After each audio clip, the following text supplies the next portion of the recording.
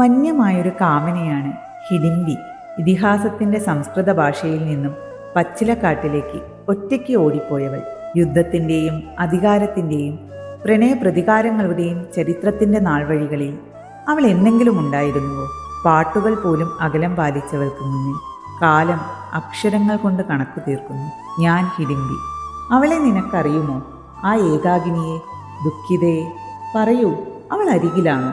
ഞാൻ തന്നെയാണവൾ, ആ സ്വപ്നങ്ങളുടെ നെയ്ത്തുകാരി. വെളിച്ചം കണ്ണീരായി മാറിയവൾ ഗബ്രിയേല മിസ്ത്രേലിൻ്റെ വരികളാണ്. അതിരുകാത്തും അരുതുകാട്ടിയും ആൺകോയ്മ തിടം വയ്ക്കുന്ന സേനയുടെ അരികുപറ്റി ജീവിക്കുന്ന പെൺമനസ്സിൻ്റെ അകത്തളങ്ങളിൽ നടക്കുന്നത്ര യുദ്ധങ്ങൾ ഈ മണ്ണിൽ ഇന്നുവരെ നടന്നിട്ടില്ല. അതിർത്തിയിലെ പട്ടാള ക്യാമ്പ് അനുഭവത്തിൻ്റെ തുമ്പത്ത് ഈറനണിഞ്ഞ ഒരു തുള്ളി ഓർമ്മയിൽ തീർത്ത ഭാഷാ കൗതുകം ഭൂമി മാനസം.